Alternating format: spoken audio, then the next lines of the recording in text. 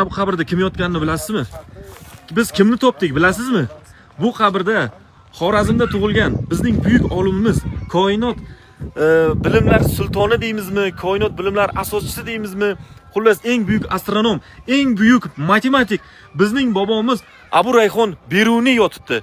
Biz bu joyni juda ham ko'p izladik, mahalliy aholidan izladik.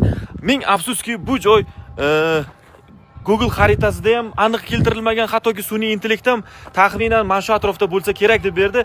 Lekin biz Kobul shahridan 150 kilometr G'azna shahriga kelib, biz bu qabrni topdik.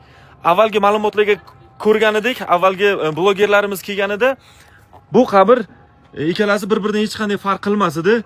Mana endi kelib ko'rishingiz mumkin. Abu Rayhon Beruniy bobomizning qabrlari ismlari bilan yozib qo'yilgan. Mana atrof qayerga dafn etilgan. Mana.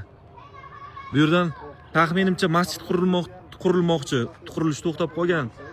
Mana shunday joyda bizning